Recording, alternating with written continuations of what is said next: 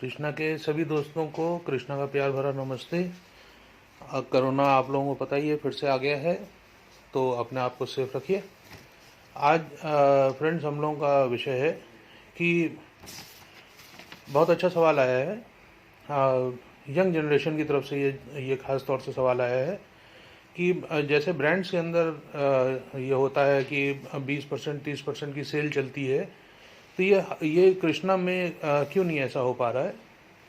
और उनका ये भी कहना है साथ साथ कि क्योंकि जो है आजकल का यंग जनरेशन जो है वो सेल की तरफ बहुत आकर्षित होता है और उसको ललायत होता है थोड़ा सा कि हाँ चलो यार अब ये मौका है, चलो इस समय ख़रीद लेते हैं कुछ। तो ऐसा आप लोग क्यों नहीं करते हैं?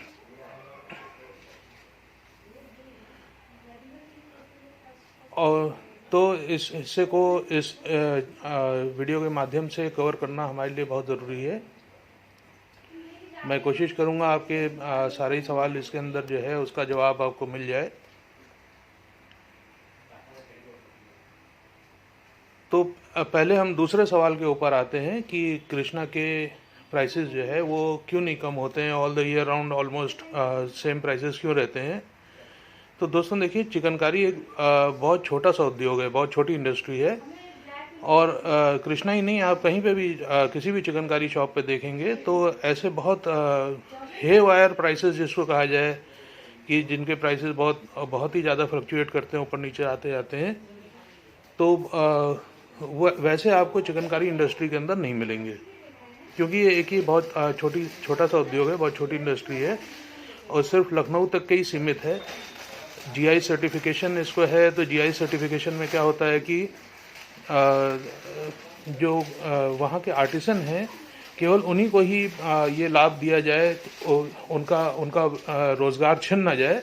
इस वजह से ये गवर्नमेंट जीआई सर्टिफिकेशन देती है कि ये आइटम खास इसी एरिया में ही बने और यहीं से इसका जो है ऑल ओवर वर्ल्ड जो है सप्लाई हो। तो यहाँ के मैन्युफैक्चरर्स जो हैं वो ऑलमोस्ट सभी आपस में इंटरलिंक्ड हैं किसी न किसी रूप में।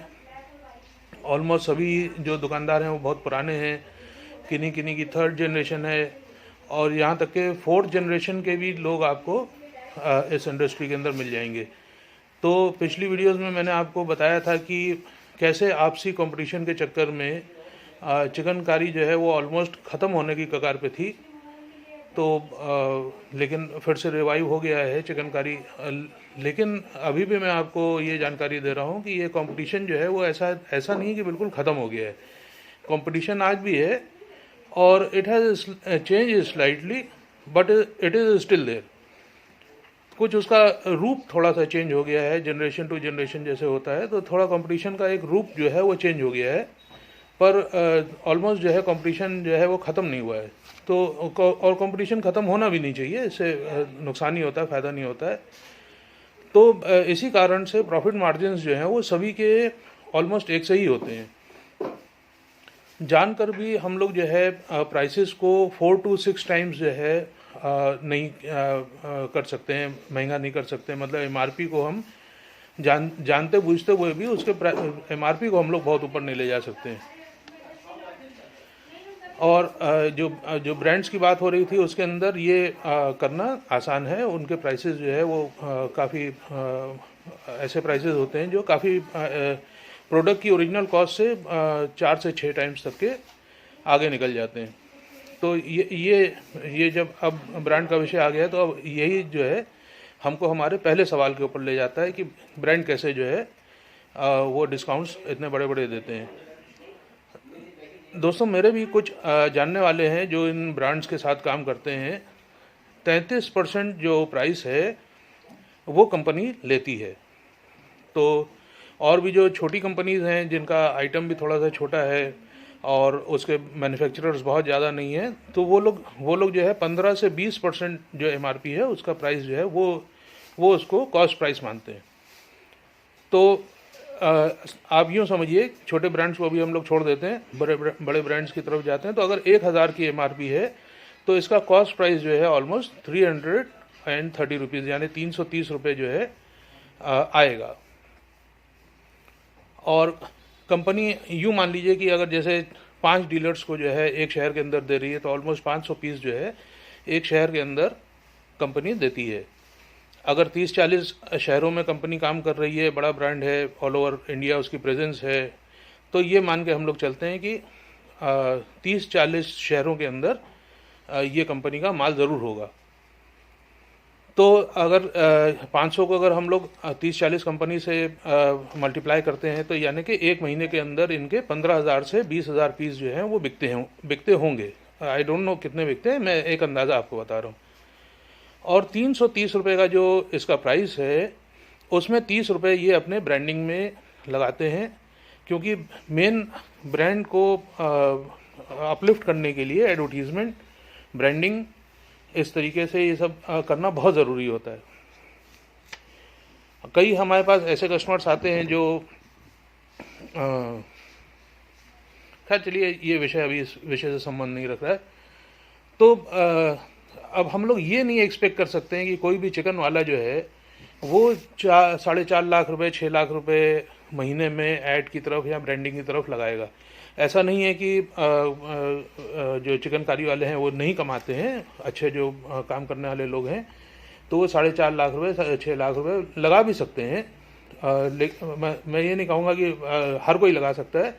इफ़ एंड मतलब जैसे कोई आजकल, जैसे मैंने अभी पिछले वीडियो में आपको बताया मैंने कि जो है कई बच्चे हैं जो MBA वगैरह करके आए हैं, वो जानते हैं कि एडवर्टीज़मेंट का व्यापार के ऊपर क्या असर आता है, तो वो कर सकते हैं, हर कोई नहीं कर सकता है। तो 4.5 से 6 लाख रुपए जो एडवर्टीज़मेंट और ब्रांडिंग का है, ये खर्च जो है चिकनकारी वाले मेरी समझ से बिल्कुल भी नहीं कर सकते हैं। इसमें ये वजह है कि चिकन का इतना फास्ट और इतना बड़ा प्रोडक्शन नहीं होता है। देखिए, जब हमने 30 रुपये से एक पीस को देखा है, तो 15,000 20,000 पीस के कैलकुलेशन पे मैंने आपको 4.5 लाख और 6 लाख रुपए का एडवर्टीजमेंट कॉस्ट आपको बताया है।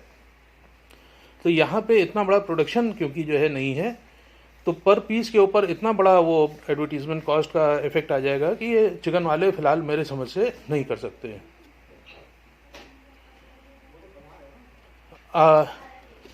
इतना कई लोग कहते हैं कि नहीं, चिकनकारी तो ऑल ओवर वर्ल्ड बिक रहा है, कैसे बिक रहा है? तो आप लखनऊ आइए, मैं आपका स्वागत करता हूँ, वेलकम करता हूँ आपको। जो भी आपके पास जानकारी है कि ये बेस्ट से बेस्ट है या बड़े से बड़ा होलसेलर है, हम लोग उनके पास चलते हैं, मैं आपको लेके चलता हूँ, जिसके पास भी आप कहेंगे, और उनसे आप कहिए कि हमको जो है 5,000 पीस, 6,000 पीस ऐसे ऑलमोस्ट हमको चाहिए। तो आप देखेंगे कि मुश्किल मैं कह रहा हूँ, सबसे बड़ा भी अगर आप जोड़ लेंगे तो भी 500 पीस से ज़्यादा आपको एट द सेम टाइम नहीं दे पाएगा। सॉरी, कुछ कॉल्स ऐसे बीच में आ जाते हैं जिनको लेना भी बहुत ज़रूरी हो जाता है, तो वो थोड़ा अटेंड करने में मेरे को हो गया। तो हम लोग बात कर रहे थे कि 500-800 पीस, कोई भी बड़े से बड़ा भी होलसेलर है, एट द मोमेंट आप जाएं उससे कहिए कि हमको ये 500-800 पीस चाहिए, तो मिलना मेरे समझ से जो है वो मुमकिन नहीं है। आपको मिलेंगे, पर एक gradually over a period of time, जैसे आपने कहा कि हमको 500 पीस इस चीज़ के चाहिए, तो उसके पास प्रोसेस में होंगे, वो रेडी कराएगा, आपको रेडी करा करके एक टाइम फ्रेम जो भी आप लोगों के बीच में डिसाइड होगा, उसी के हिसाब से आपको उसकी डिलीवरी देगा। तो हम लोग ब्रांड के ऊपर वापस आते हैं कि MRP 1,000, तो पहला माल जो है वो आपने स्टोर पे लगाया, 1,000 रुपये फुल प्राइस लगा करके आपने लगाया, और उसके अंदर मान लेते हैं हम लोग कि 10% 12% माल जो है वो आपका बिक जाता है। फिर उसके बाद कुछ 30% सेल चलती हैं, कुछ 40% सेल चलती हैं, इस तरीके से 50% सेल भी चलती हैं। तो इस तरीके से बाकी 80% माल जो होता है वो क्लियर हो जाता है, और फिर जो माल थोड़ा सा बच जाता है वो जो कंपनीज हैं वो वापस अपने गोदाम वगैरह में मंगाती हैं, और लॉट वाले जो है उनसे ख़रीदते हैं, और या वो जो आगे लॉट वाले हैं वो आगे अपने छोटे शहर में उसको देते हैं, या कुछ लोग हैं जो ऑनलाइन माल बेच रहे हैं, वो ऑनलाइन उसको जो है बेचते हैं। और कुछ ऐसा भी होता है कि कंपनीज जो हैं वो डायरेक्टली 80% 90% डिस्काउंट लगा करके अपनी वेबसाइट्स के थ्रू भी ऑनलाइन उसको बेचती हैं। अब हम आते हैं कि चिकनकारी क्यों इतना ज़्यादा प्रोडक्शन नहीं हो पा रहा है। तो इसके लिए हम लोगों को जाना पड़ेगा प्रोसेस के ऊपर। देखिए, जो ब्रांड होते हैं, अच्छे ब्रांड जितने भी होते हैं, हम लोग एक कुर्ती को मान करके चल रहे हैं इस समय। तो जैसे कोई मान लीजिए आपका एक कुर्ती का ब्रांड है, तो वो एक अच्छी क्वालिटी का मटेरियल लेगा और ये देखेगा कि वो श्रिंक ना होने वाला हो, ना उसमें कलर लॉस हो कोई ऐसा। तो ये सारी चीज़ों के मामले में जो बेसिक मटेरियल है उसको वो प्रोक्योर करेगा। उसके बाद इसके अंदर 4 केवल प्रोसेस होते हैं: कटिंग, स्टिचिंग, फिनिशिंग और पैकिंग। तो इसके अंदर आपके 4 प्रोसेस इन्वॉल्व हुए, जबकि चिकनकारी में जो है प्रोसेस जो हैं ऑलमोस्ट 9 से 10 प्रोसेस होते हैं, जिसमें से 6 प्रोसेस तो ऑलमोस्ट समझ लीजिए कि बिल्कुल नेसेसरी प्रोसेसेस हैं, जिसमें है कटिंग, स्टिचिंग, प्रिंटिंग, जो छपाई का काम होता है। चिकन का कपड़ा लेके पहले छपाई की जाती है, जिसके ऊपर कारीगर अपनी कढ़ाई करता है, तो प्रिंटिंग होती है। फिर उसके बाद चिकनकारी के काम होते हैं। कुछ चीज़ें ऐसी होती हैं जो जनरली कारीगर बना सकता है, कुछ स्पेशल अगर उसके अंदर काम होते हैं तो 2 कारीगरों के पास भी वो माल जाता है। फिर उसके बाद जाली बनाने के लिए वो तीसरी जगह जाता है। और अगर उसमें थोड़े से अडॉन्स हुए, जैसे मुकेशकारी आजकल चल रहा है, पोत का काम चल रहा है वगैरह, बहुत सारे अडॉन्स हैं, वो होने के बाद फिर वॉशिंग के ऊपर जाएगा।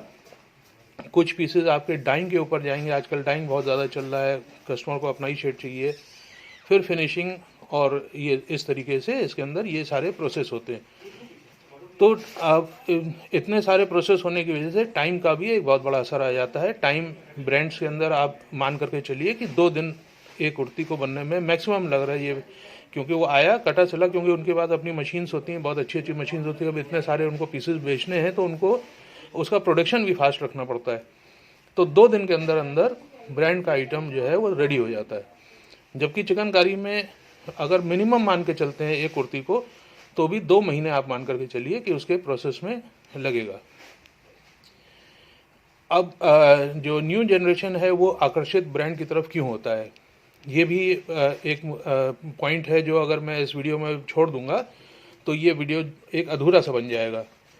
तो ब्रांड की तरफ आकर्षण जो है आजकल के बच्चों का क्यों है?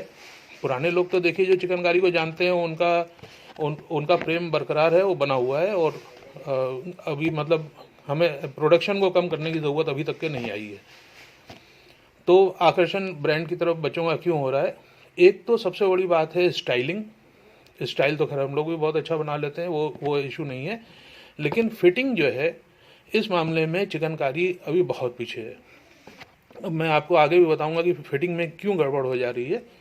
तो स्टाइलिंग और फिटिंग, फिर एक्सेप्टेंस भी बच्चों के अंदर ब्रांड का बहुत ज़्यादा होता है, क्योंकि इसका बहुत ज़्यादा प्रचार वो अब देखते रहते हैं, कहीं ना कहीं वो उनको क्लिक करता रहता है। तो वो उस नाम के ऊपर उनको एक फेथ हो जाता है, एक उनके साथ मतलब लॉयल्टी हो जाती है कि हाँ ये यार होगा तो गलत नहीं होगा। तो ये जो प्रचार होता है, तो इसकी वजह से एक्सेप्टेंस जो है बढ़ जाता है। फिर चीज़ आती है पीयर प्रेशर की। देखिए, मैं देख रहा हूँ कि आजकल यंगस्टर्स हैं, वो ऑफिस में काम करती हैं, तो उनके दोस्त जो है वो ज़रूर देखते हैं कि टैग क्या है इसका, किस कंपनी का इसने पहना है। उससे आजकल के इंसान की, मैं इसमें बुरा मानने वाली बात नहीं, लेकिन आजकल के इंसान की एक थोड़ी सी पहचान कपड़े से हो रही है, और कपड़े में भी कौन सा उसने ब्रांड पहना है। तो ये एक है परेशानी कहिए, या इस बिज़नेस के लिए एक प्लस पॉइंट कहिए, ये हो रहा है। ये तो एक ये पीयर प्रेशर है कि भाई इस ब्रांड के ही कपड़े हमारे यहाँ पहने जाते हैं, जो अच्छे लोग हैं वो इस ब्रांड के पहनते हैं। आप देखिए, जैसे पार्कर की पेन है, उसका एक एरो का जो डिज़ाइन है वो आपकी जेब में अगर लगा हुआ है तो तुरंत आदमी दूर से देख के बता देगा कि ये पार्कर है। या आईफोन का जो आपने देखा हो त्रिनेत्र जैसे, उसके अंदर 3 कैमरे हैं पीछे, तो वो दूर से ही आप देख के बता देते हैं कि ये आईफोन है। तो इस तरीके से ब्रांड अपना जो है अपने लिए मेहनत करते हैं, और फिर जो आजकल की जनरेशन है वो उस ब्रांड की तरफ लालायत होती है। इसके अंदर क्या उसके स्पेसिफिकेशन है, आईफोन के किसी के पास आईफोन उसी सेम डिज़ाइन का आप देखिए तो 1.5 लाख का होगा और किसी के पास उसका 80,000 रुपये का होगा। तो अंदर उसके क्या स्पेसिफिकेशन है ये उसमें मामला नहीं मायने नहीं रखता है। और इसी तरीके से ब्रांड में भी आपने बिल्कुल फ्रेश आया है स्टोर के अंदर वो ख़रीदा या आपने कोई सेल से उसको ख़रीदा, तो ये भी इसमें मैटर नहीं रखता है। वो ब्रांड मतलब आपने पहना है is equal to you are wearing a very good thing. हाँ, अब मैं आता हूँ वापस चिकनकारी की फिटिंग के ऊपर। तो चिकन में जो है जो प्रोसेस है इसके अंदर श्रिंकेज का चांस बहुत बड़ा होता है। जितना इंट्रिकेट काम होगा, जितना मैं कहूँ जितना ज़्यादा उसमें काम होगा, वो जो है कपड़े को अपनी तरफ खींचता है। और इस श्रिंकेज का कोई कैलकुलेशन नहीं है। कोई भी चिकन का जो व्यापारी है, बनाने वाला है, मैन्युफैक्चरर है, वो 100% श्योरिटी पे आपको नहीं बता सकता है कि ये कपड़ा कितना श्रिंक करेगा काम होने के बाद। कई साड़ियाँ हमारे पास देखिए, अरज़ जो आता है कपड़े का वो आता है 44 इंचेस। तो 44 इंचेस के कपड़े से बड़ा कोई कपड़ा नहीं आता है। तो 44 इंचेस ही साड़ी की लंबाई अरज़ माना जाता है। जो आप मान लीजिए कि 5.5 फीट की लेडी अगर होगी तो उसको ईजिली आ जाएगा। इंडिया के अंदर लेडीज़ की हाइट ऑलमोस्ट हम लोग एवरेज लेते हैं कि 5 फीट 5'2", 5'3" मान लेते हैं। तो अगर थोड़ी बहुत श्रिंकेज होती भी है तो वो हम लोगों को रिटर्न्स नहीं आते हैं और वो एक्सेप्ट हो जाती हैं साड़ियाँ, ज़्यादातर लेडीज़ उसको पहन लेती हैं। लेकिन अगर कोई लंबी लेडी होगी तो उसको 44 इंचेस पे जो हमने माल दिया है वो 43 भी आ सकता है, 42 भी आ सकता है और बहुत इंट्रिकेट वर्क होगा तो 40 भी आ सकता है। तो कभी कभी जो बहुत इंट्रिकेट वर्क हम लोगों को बनाने होते हैं, जो बहुत महंगे काम बनाने होते हैं, तो उसके लिए हम लोगों को कपड़ा भी अलग से प्रोक्योर करना पड़ता है। वो 44 इंचेस का कपड़ा उसमें काम नहीं देता है। इसी तरीके से जो जेंट्स का कुर्ता होता है या आप कुर्ती मान लीजिए, उसके अंदर कितनी श्रिंकेज आएगी ये नहीं माना जा सकता, ये मतलब बताया नहीं जा सकता, समझा नहीं जा सकता, कैलकुलेट नहीं किया जा सकता है। तो जैसे आपका शोल्डर है तो आपने ब्रांड का पहना वो एक्यूरेट मिलेगा, आपके शोल्डर के ऊपर ही मिलेगा। और अगर आपने चिकन का पहना तो कहिए वो आपका आधा इंच 1 इंच नीचे को जाए, क्योंकि हम लोग एक एक्सेस लेकर के चलते हैं कि छोटा ना हो, बाद में भले कस्टमर उसको छोटा करा ले। तो ये मेरे ख्याल से इस वीडियो में के माध्यम से आप लोग पूरी तरीके से समझ पाए होंगे कि चिकनकारी और ब्रांड में और उनके प्राइसिंग में क्या फ़र्क है। कोई आप लोगों को स्पेशल इस चीज़ के अंदर और जानना चाहते हो, कुछ और हमको इस बारे में बताना चाहते हो, तो इस वीडियो में नीचे आपका जो डिस्क्रिप्शन वो आपका आता है कमेंट बॉक्स है, उसमें ज़रूर बताइएगा। हम लोग कोशिश करेंगे कि उन पॉइंट्स को भी हम लोग अगले वीडियो में कवर करें। Thank you.